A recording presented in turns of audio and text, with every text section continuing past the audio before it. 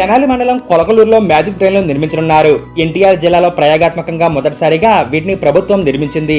అక్కడ సానుకూల ఫలితాలు రావడంతో గుంటూరు జిల్లాలో రెండో ప్రయత్నంగా చేపట్టనున్నారు.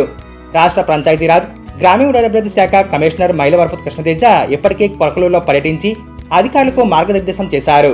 ఈ డ్రైన్ల నిర్మాణంపై జిల్లా నీటి యాజమాన్య సంస్థ ప్రాజెక్ట్ డైరెక్టర్ వి శంకర్ సిబ్బందికి ఆదేశాలు జారీ చేశారు.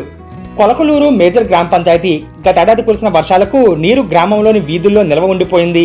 అతిసారం ప్రబలి పలువురు విషజ్వరాల బారిన పడ్డారు. అంతర్వీధుల్లో సిమెంట్ రోడ్ల పక్కన మురికి కాలువలు నిర్మించలేదు.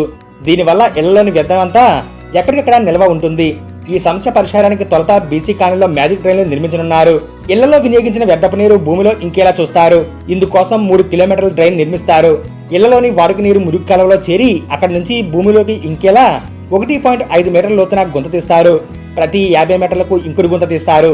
ఇందులో 200 mm, 120 mm, 60 mm, 20 mm కంకర్రాళ్లు అమర్చి పైన చిప్స్ వేస్తారు. దీనివల్ల వ్యర్థపు నీరు ఇంకుడు గుంతలకు చేరాక శుద్ధిగా మారి భూమిలోకి ఇంకుతుంది. ఫలితంగా భూగర్భ జలాలు వృద్ధి చెందుతాయి. సాధారణంగా కచ్చా డ్రైన్ 100 మీటర్లు నిర్మించేందుకు 4 లక్షల రూపాయలు ఖర్చు అవుతుంది. మ్యాజిక్ డ్రైన్ ను 60,000 నుంచి 70,000 లోపే పూర్తి చేయవచ్చు. 2 మ్యాజిక్ డ్రైన్ల ద్వారా ఆశించిన ఫలితాలపై గ్రామం మొత్తం నిర్మిస్తారు.